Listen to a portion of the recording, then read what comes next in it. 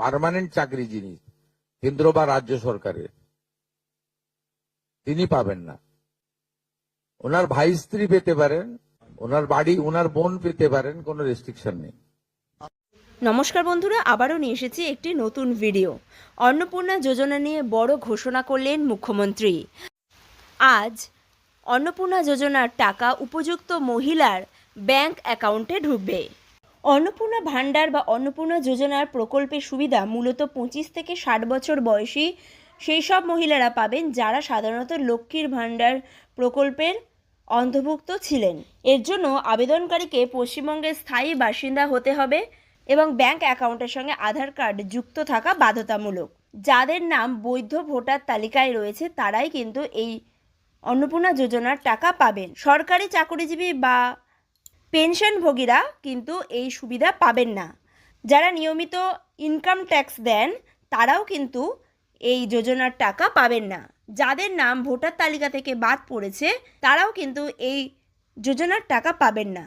তবে মুখ্যমন্ত্রী শুভেন্দু অধিকারী এবার স্পষ্টই জানিয়ে দিয়েছেন যে সমস্ত সরকারি চাকুরিজীবী রয়েছেন তাদের স্ত্রী বা বোনেরা যদি কোনো সরকারি চাকুরি না করে থাকে বা তারা যদি ইনকাম ট্যাক্স দিয়ে না থাকে তাহলে তারা কিন্তু এই যোজনার আওতায় আসতে পারবেন। তারা কিন্তু এই অন্নপূর্ণা যোজনার 3,000 টাকা ভাতা পাবেন। মুখ্যমন্ত্রী ঠিক কি বলেছেন চলুন শুনে নেওয়া যাক। স্যার একটাই প্রশ্ন স্যার, আপনি অনেক ছাড় দিয়েছেন কিন্তু গ্রামের দিকে যারা সরকারি চাকরি করেন তার স্ত্রী এইটা কি আবেদন করতে পারবেন অন্নপূর্ণা যোজনায়?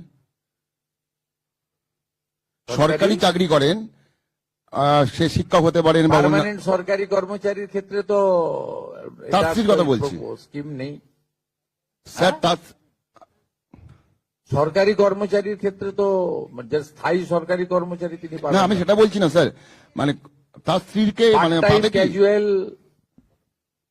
ক্যাজুয়াল পার্ট টাইম এরা পাবেন তো স্যার। আমি সরকারি কর্মচারী বলছি না, যারা যারা ক্যাজুয়াল কন্ট্রাকচুয়াল পান, নট পার্মানেন্ট, তাদের পরিবারের ক্ষেত্রে কোনো বাদ নেই, সবাই পাবেন।